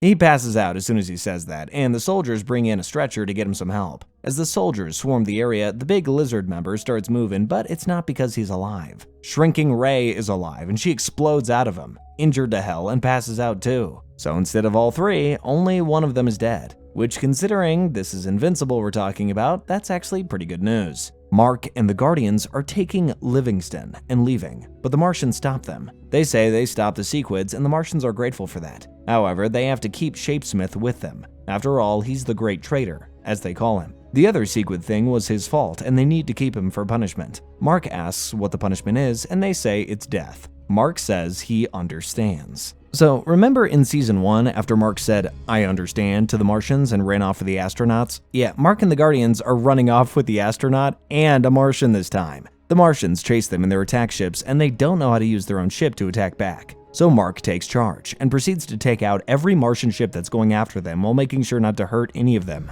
Considering how damn easy that was for him, why didn't he just do that sooner? Even Immortal shakes his hand, finally accepting he's not like his father. Anyway, Monster Girl asks Rudy how he's doing, and he says he was terrified but still managed to do his job. He improved, and he could help her do that too. But Monster Girl cuts him off. She's not interested in his help. Like I said before, he's a real ladies' man, this Rudy. Back on Earth, Cecil tries one last time to take the Thraxan baby off of Debbie's hands, saying he and the GDA have all the necessary tools to take care of him. But Debbie refuses. She says a lab is no place for a child to grow up. Even after Cecil says they paint the roof with clouds, which is hilarious. She's not letting go of Mark's brother because no matter how she feels about him, he's family. Cecil gives in, but says he needs to be kept in the loop. Everyone brings Livingston back to the GDA, but they see Donald sitting outside a room, and the look on his face says it all. He breaks the news about what happened to the team, as the rest of the Guardians mourn what happened to their friends. Mark tells Amber about everything, and she just cries and hugs him. Man, this part of the show is depressing. Mark comes home to see Debbie playing with the Thraxan baby, who she has named Oliver, after her own father. That's cute and all, but he's gonna be pissed when he realizes someone else named him already. Bra-bra. We cut to Kate's funeral, and the Immortal is giving a speech talking about how fearful of a warrior she was, but also how kind she was as well. After the funeral, Black Samson tells him the service was beautiful. Immortal sheds a tear and asks Samson why he feels this way, and Samson tells him it's because he loved her. And that's when the waterworks start flowing. Man, seeing superheroes cry is rough. After the funeral, Mark finally gets to spend some time with Amber. They sit down in a coffee shop and they say nothing. Then they suddenly both speak at once, and after a while, realize that it feels like they're on a bad first date. Amber says she's glad he's back, and that she missed him, before they both talk about how being together is ruining their college experience. They never get to spend any time together, and they both feel bad because of it. It's a brutal and heartbreaking scene, and shows just how hard it really is to be a superhero. Mark goes back to his dorm, only for an unexpected surprise. Rick is back, and he looks perfectly fine. Well, that's weird. I could have sworn D.A. Sinclair tore him to pieces. William doesn't seem to give a rat's ass about that though, and who can blame him? Donald is there too, and tells William to contact him if he needs anything. Mark notices Donald is a bit off, and he asks him if he's okay, but Donald just walks off. So I'm guessing they did the same thing to Rick that they did to Donald, and he's not happy about it. The next day, Mark goes to visit Rex, who tells him he looks like crap, which is just rich coming from him. Rex talks about how much of an asshole he's been to every girl he's ever been with, and he realizes that is not how he wants to live his life. Mark listens to him, but has depression written all over his face. So Rex unwillingly asks him what's up with him, and he tells him about everything with Amber. On his way out, Mark bumps into Eve, who's bringing Rex interior design magazines. This guy is random as hell. but Mark is clearly troubled and just runs off. Rex mentions his troubles with Amber to Eve, who's even more worried now. Even back from death, Rex is still a jackass. Back at the Grayson household, Debbie is interviewing a woman for the position of babysitter for Oliver. Unfortunately for the woman, Debbie easily sees through the fact that she's a plant sent by Cecil, and she asks her to leave. Seriously, Cecil, lay off. That's when the bell rings, and there's another applicant named April at the door. She immediately says she was sent by Cecil, but says she's telling her because she's the one in charge. Debbie lets her in, and April really impresses her with her interview and her approach with Oliver, so Debbie decides to hire her. Eve goes to her treehouse and finds Cecil there waiting for her. What does he want now? Simple, he wants her to be part of the Guardians. But Eve isn't exactly jumping at the chance. She says she's still figuring out what kind of hero she wants to be. Cecil tries to push her to join, but she just says that she'll always help when she's needed. Cecil says he'll be waiting for her to change her mind, and he leaves. Before Eve hears Amber's voice, she wants to talk about Mark. Aw, man. Meanwhile, Mark goes to Art Rosenbaum, not for a suit repair, but to talk with him about Amber. The funniest part is Art guessing it's girl problems without Mark saying anything at all. Both Mark and Amber's conversations happen side by side. Mark feels bad for not getting to spend enough time with her, and Amber feels selfish for feeling bad every time Mark has to fulfill his responsibilities. Mark wishes he could spend more time with her, and Amber says she knew being with Mark would be hard, but she didn't know it would be so lonely. They both say the other person deserves someone better, but Art and Eve both aren't buying the whole woe is me shtick. They both say it's clear that they love each other, so the real question is, why aren't they talking to each other? You're not saving the world right now. And Mark's back on Earth. It's yet another example of what makes Invincible so special. It's not just a superhero show. It's about the people and the lives that are affected by superheroes as well. And I think that's beautiful. As he's about to leave Art's shop, Mark mentions that Nolan said to read his books, but he's been through all of his travel books and nothing stood out to him. But Art tells him that Nolan used to write science fiction books too, under a pen name, and that he never read them because they seem boring. He gives those books to Mark, who comes back to his room to read them. Meanwhile, Rick and William walk around campus. William is still excited that Rick is back, but the poor guy doesn't remember anything that happened to him. Exactly like Donald couldn't remember, and he's extremely disturbed by it. But William consoles him, promising everything is going to be alright. You know, in this world, you should never make that promise. Back in his room, Mark reads the books. One of them talks about a space racer that has some sort of legendary gun that can destroy anything, which intrigues Mark. The next book talks about creatures on a planet with immense gravity that gave the author, Nolan, a real run for his money. Mark realizes that these aren't just random sci-fi stories. Nolan wanted him to read his books because the secrets on how to fight back against the Viltrumites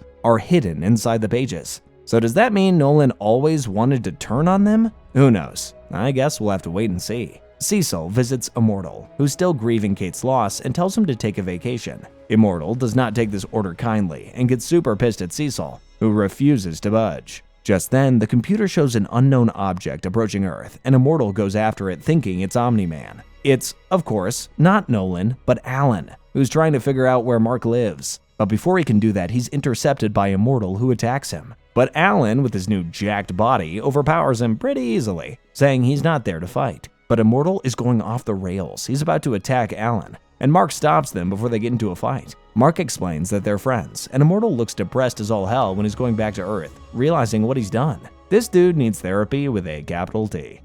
His girlfriend just died. Well, now I feel like a giant douchebag. Amber almost texts Mark that she's missing him at a party, but just decides against it. Mark takes Alan to his room and puts a sock on the door so no one would come to bother them while they talk. You know, on my planet, a sock on the door means somebody's Alan sits on his bed but breaks it because, you know, he's massive. And Mark then tells Alan what happened with his dad, and Alan sympathizes with him, but also says that knowing Viltrumites, he's probably dead. Real sensitive of you, Alan. Alan then tells Mark about how Thaddeus is actually a Viltrumite who's rebelled against the Empire too, and asks Mark to come with him. But Mark isn't going anywhere. He's sick of putting his life on hold, and tells Alan to scan his books for the information in them instead. Before Alan leaves, Mark tells him that he'll be there when it's time to fight. We cut to a Viltrumite prison, and Nolan is being lectured by General Craig, who wants Nolan to rejoin their ranks and serve his empire. Nolan, instead of saying yes or no, chooses the third secret option of saying absolutely nothing. Craig gets mad and throws him against the wall, saying they'll execute him when he's fully healed, and Nolan is healing alright. You just know something big is about to go down. Back in his home, Livingston is cleaning up the mess that Shapesmith left for him, and it's beyond disgusting, with the poor guy having to stop himself from throwing up. However, when he doesn't throw up, he starts coughing,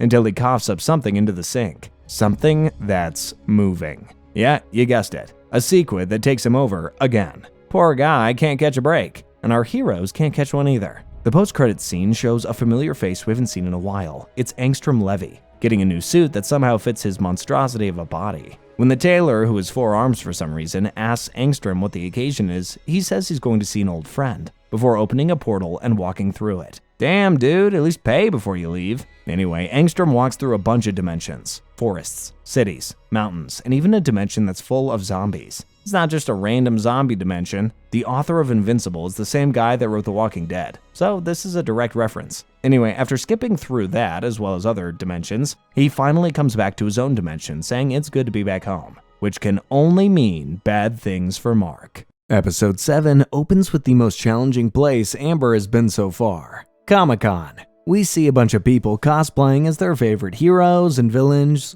which is a tad bit concerning. What's even more concerning to Mark are the people cosplaying as Invincible. Amber and Mark walk through Comic-Con, and Mark keeps his streak of relatability alive by saying they should just live there, before saying he's gonna buy all the comics. Mark asks Amber if she's bored, but she says spending time together is what's important. Words she regrets instantly when she realizes she's in line for a poster signing of Seance Dog. And then we get one of the most surreal moments in all of animation. Mark meets his favorite comic book author, Philip Schaff, and asks him when the second season of the Seance Dog show is coming out. And he proceeds to explain why animation takes so long, and the kinds of tricks animators use to cut corners. All while the show does the exact same thing that he's talking about. Sometimes whoever's speaking has their mouth off camera so you never see their lips moving. It's a real wink to the audience from the animators, and a perfect example of what makes Invincible so damn good. Mark and Amber are deciding where they should go next, before Mark gets a call from Eve.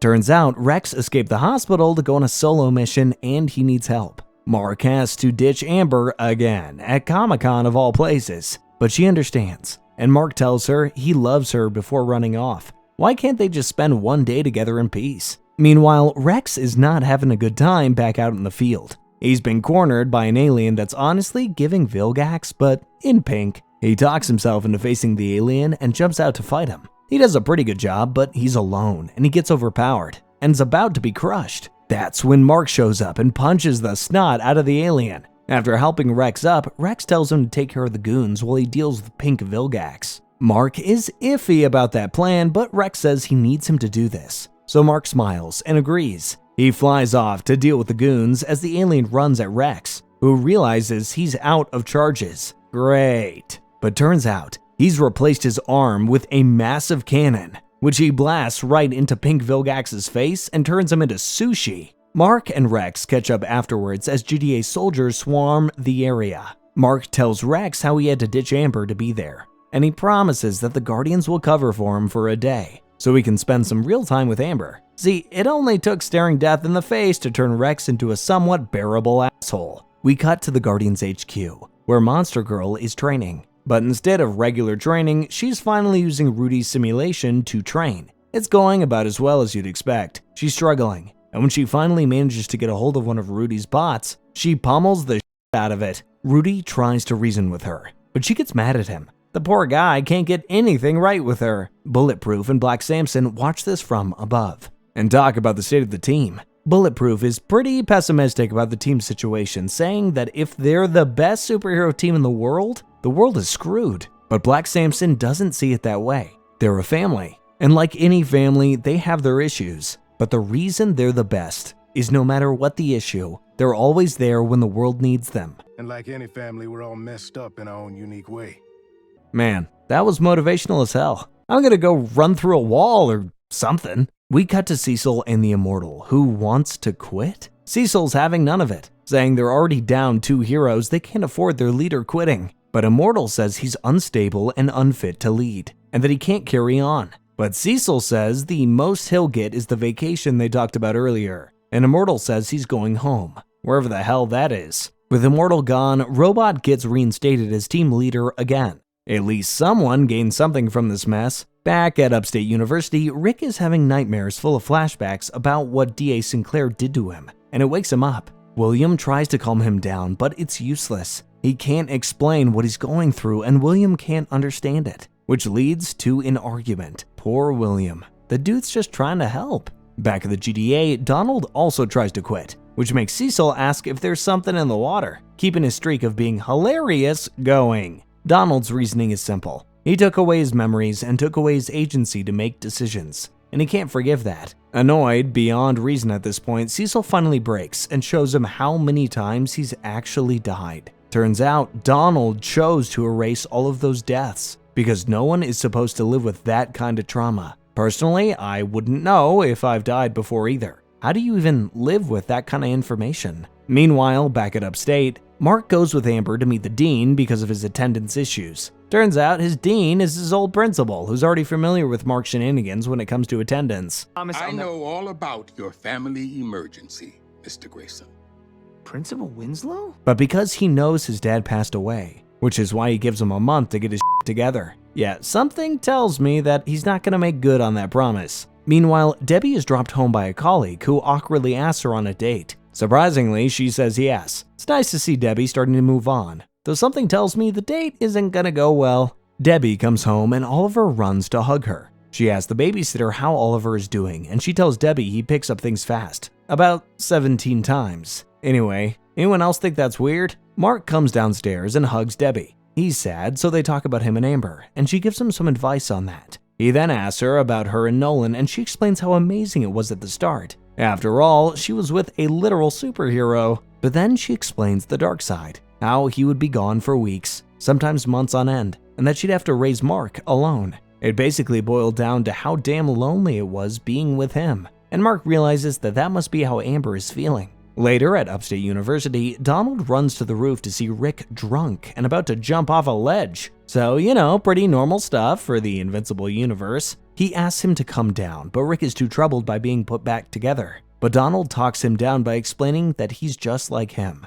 He shows him that he's been put back together too, and explains how he died 39 times. He explains that it doesn't matter if they've been put back together. The lives they touch and the change that they make makes them who they are, not whether they're machines or not, which is some pretty heavy commentary if you think about it. This moves Rick, who cries and hugs William, and Donald has saved the day again. You should make a show about him. Elsewhere in the university, Mark turns off his phone and earpiece and takes Amber on a real date. They fly through the sky and close enough to the water for Amber to touch it, across the city, and finally land to have dinner at a restaurant. Mark's having a great time with Amber. They're flirting, talking about studies, and all that good university stuff. This is great. We finally get to see Mark being happy and living his life. Yeah, so, a Viltrumite is currently holding Amber's neck and threatening to kill her if Mark doesn't leave with her right now. Yeah, my fault for thinking we could have more than 5 goddamn minutes of Mark being happy. Amber is terrified, because of course she is. Mark tells the female Viltrumite, who is kinda really hot, to let go of her, and he'll meet her in the sky above the restaurant. Surprisingly, she does. He hugs Amber and tells her that it's gonna be alright, before suiting up and going to meet her in the sky. Anyone else think how weird it was that literally no one in the restaurant reacted to her just announcing that Mark is invincible, and that she's a Viltrumite? Anyway, her name is Anissa, and she's been sent to tell him to fulfill his duty and prepare Earth for Viltrumite occupation. Mark obviously says that's not happening, so she gives him the same spiel that Nolan did about their technology, and how they could help humans. But he's having none of it. Meanwhile, Cecil and the GDA are absolutely losing their shit, because a Viltrumite has just shown up out of nowhere. Their numbers show Mark has about an 18% chance of survival if they fight, and Cecil is pissed how the entire world is at the complete mercy of just one Viltrumite. Cecil then tells Mark that a kaiju is heading towards a ship in a different hemisphere, and Mark tells Anissa if she really wants to help humans, she'll let him stop the kaiju. But Anissa does him one better. She'll join him.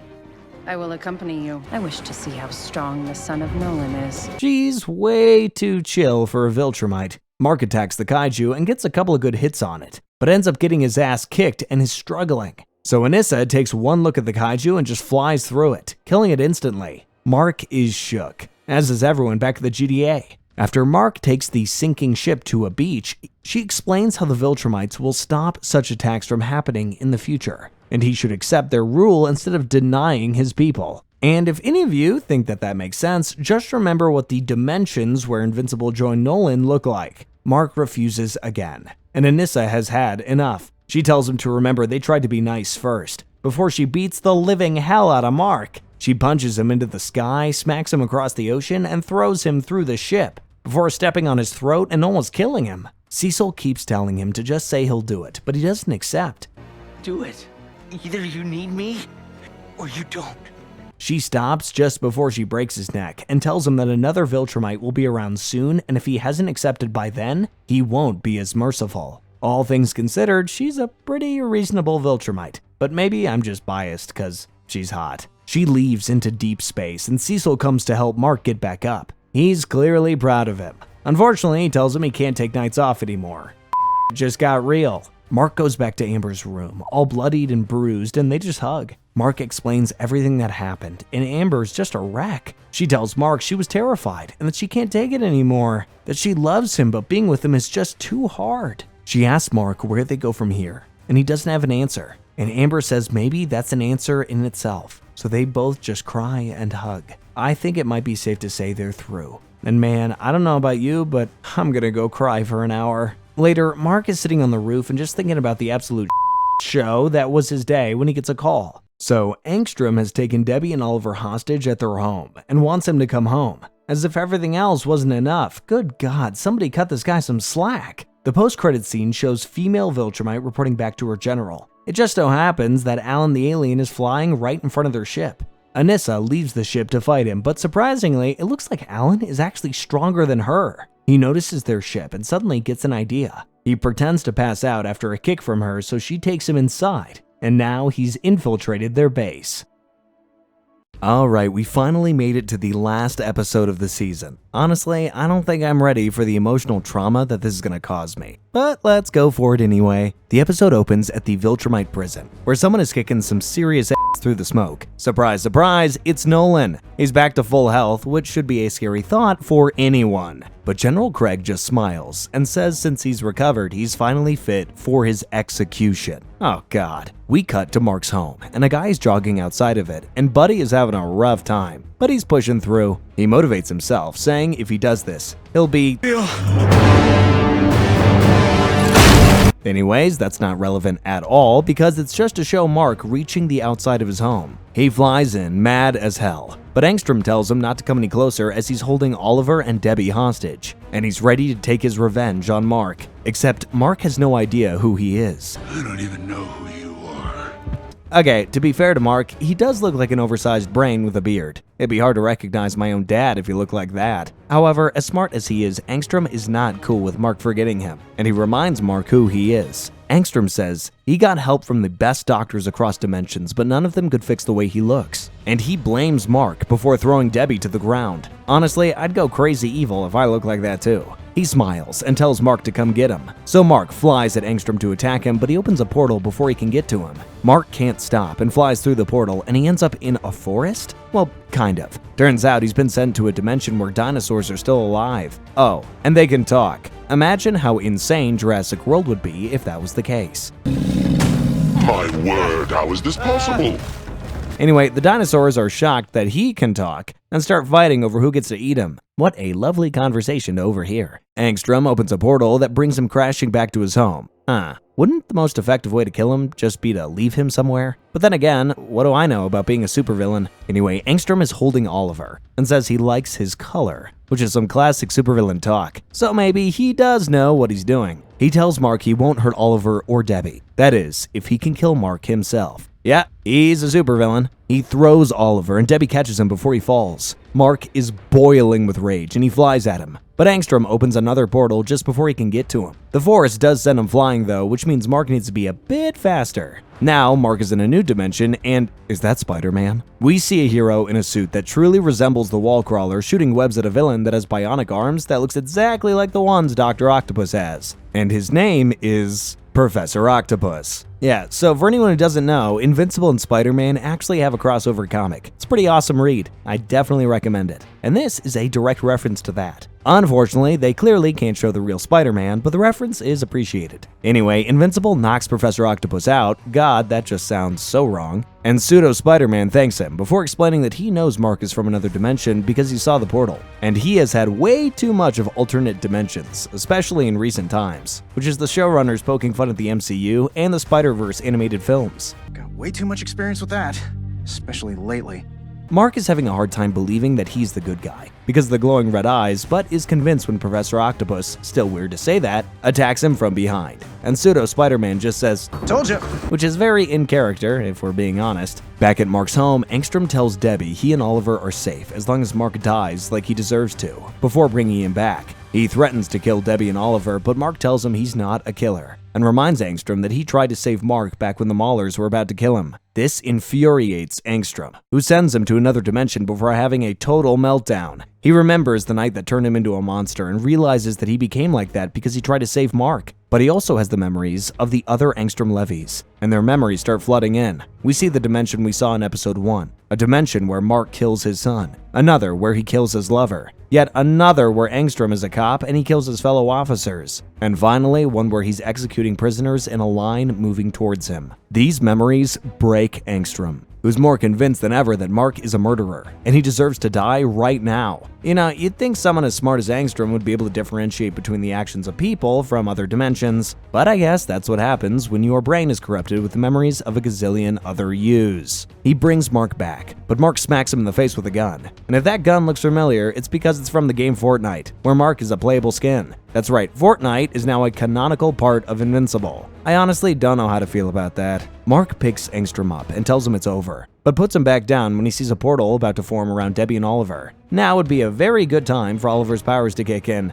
but this isn't Marvel, so they won't. Mark tells Angstrom to let them go, and he can take his best shot at him. He won't even fight back, but Angstrom says there's no fun in that and throws a knife at Debbie and Oliver. Mark flies to save them and grabs the knife, but his speed sends him flying through another portal. This time he's in the Walking Dead universe they showed us at the end of episode 6, which is a full circle moment for fans of Robert Kirkman. Angstrom continues talking to Debbie, but she's had enough of his BS, and as soon as he turns around, she smacks him on the head with a vase. Angstrom smacks her in the face and she falls, but she grabs a piece of the vase and cuts his chest, before taking Oliver and trying to run. But this is Invincible. It can't be that easy, can it? Angstrom opens a portal that sends Mark flying at Debbie. He just manages to dodge her, but Angstrom throws a bunch of portals at him, and he can't get away from all of them, and ends up getting sent away again. Man, that must be pretty annoying by now. Angstrom tells Debbie that she's not innocent either. In fact, she joins Nolan and Mark in conquering the world in most other dimensions. But Debbie says that she would never do that, and that the reason Angstrom is mad is that despite what the case is in other dimensions, in this one, Mark is the hero, and he's the villain, and that's why he's mad. Angstrom has the reaction you'd expect. He throws Debbie through a table, WWE style, before almost ripping her arm off. Geez, when did this guy get super strength? He then picks up Oliver and tells Debbie he's going to hurt him. Oh no! Meanwhile, Mark is sitting around a campfire explaining to some campers how Angstrom keeps sending him through different dimensions, and that because time works differently in different dimensions, he has no idea how long it's been. We cut to him in a dimension getting his ass kicked by some cavemen, which makes me question how strong the cavemen really are. From there, we're shown him fighting a villain the Guardians were shown to fight in episode 5. Again, getting his ass kicked. From there, he's taken to another dimension where he's sitting on a roof talking to some... Oh, it's Batman. He's talking to Batman, and he tells him that his name is kinda lazy. Don't you think that's kinda lazy? Even in the most intense moments, this show manages to be hilarious. Again, people that have read the Spider-Man crossover know that he has this exact same conversation with Spider-Man and tells him that his name is lazy. So this is actually 2 references in one. Finally, he's in a desert-like dystopia, finishing off people that look an awful lot like they jumped off the set of Mad Max, and his ass has been kicked all the way. His entire suit is gone,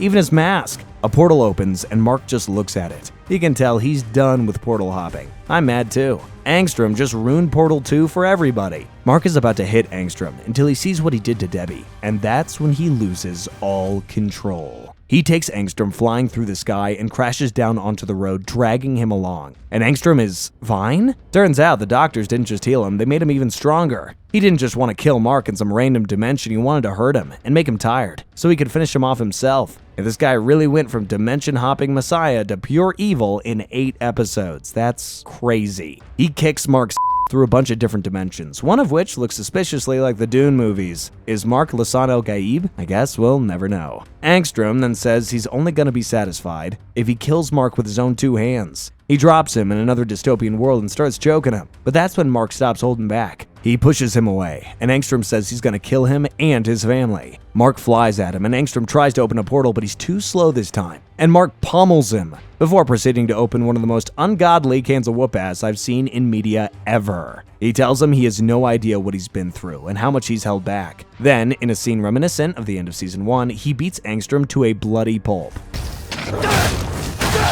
The only difference is that Angstrom isn't a Viltrumite. He doesn't survive the beatdown. Mark stares at his hands covered in blood, and we see the instant regret Mark faces. He just killed someone. Back at the Grayson home, Debbie is passed out, and GDA agents finally show up. Seriously, what the hell took them so long? Cecil shows up too. Took him long enough, and orders an agent to get the paramedics immediately. We cut back to Mark, who's walking away from Angstrom's corpse and is wiping the blood off his face. He's talking to himself, and he's trying to justify what he just did. He says he didn't have a choice, that Angstrom was about to kill Debbie and Oliver. He then says Angstrom told him he was stronger and that he didn't think that he'd actually die. But at the end, he accepts the truth. He wanted to kill him. He lost control, and he went too far. And then he cries. He then realizes that now that Angstrom is dead, he has no idea where he is, and that he's stuck forever. He then starts laughing, and says that he kinda won.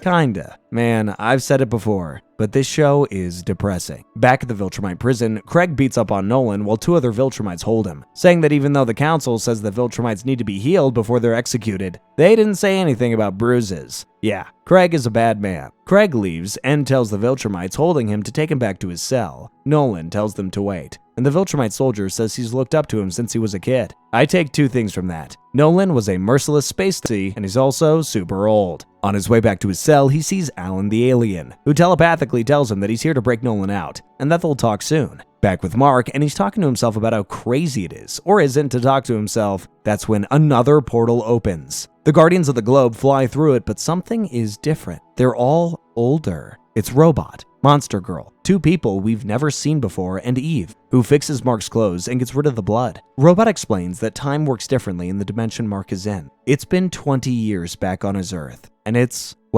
not going great. But in a rare moment of immense plot armor, Robot says that they have not 1, not 2, not even 3, but 4 time machines, and opens him a portal back to his dimension and the time that he left. He says he can't tell him anymore because of time travel stuff, so Mark heads back. But before he does, Eve tells him that she has feelings for him. She always did. And tells him to say something to her past self so they can either be together or so she can move on. Way to preserve the time stream, future Eve. Mark heads back home and is contacted by Cecil, who tells him to come to the Pentagon. There, he tells Mark Debbie's doing fine. So is Oliver, and that all she's done is ask about him. He goes inside, hugs her, and just cries. Man, Mark has been through hell in 2 seasons. Later, he's sitting on the roof just thinking about everything, and Cecil shows up. Mark is filled with guilt over killing Angstrom, but Cecil tells him that it's not his fault because he didn't have a choice. But no matter how much Cecil tries to comfort him or tell him he's not like his dad, Mark doesn't believe him. He flies off. Back at Guardians HQ,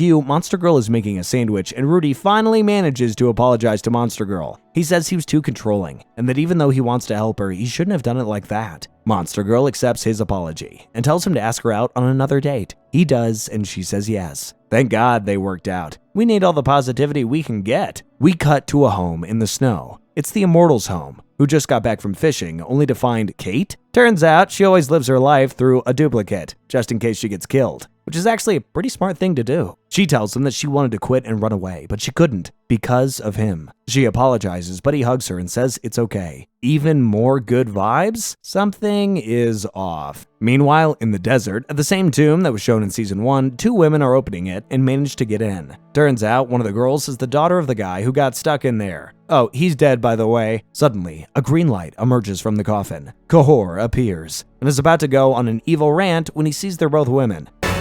Wait, you're both Female.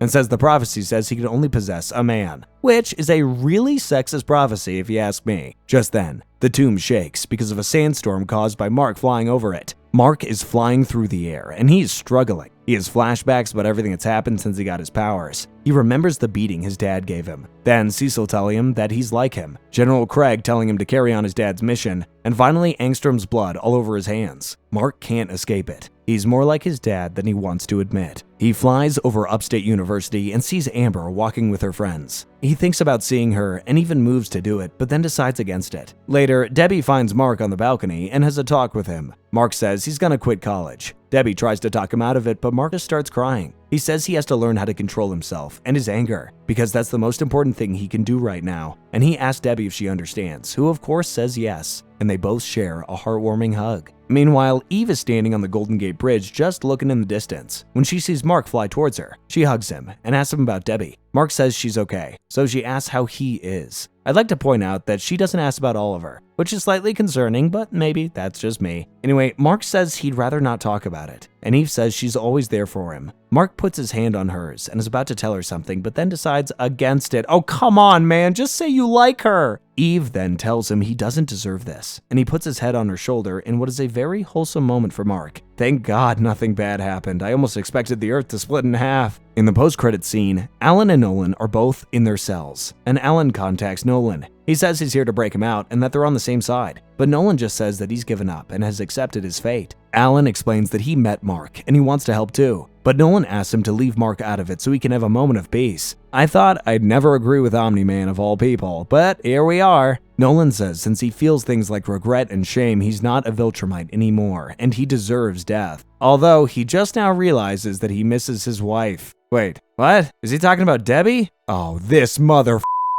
And that was the entire story of Invincible so far. I have booked my therapist out for the entire week, and I'm now going to curl into a ball and cry for about 7 hours. And with all the stuff that's been built up, it doesn't seem like it's going to get any easier for Mark. I just hope he makes it out alive. Don't forget to drop a like and subscribe, and tell me in the comments which part traumatized you the most. Until next time, this has been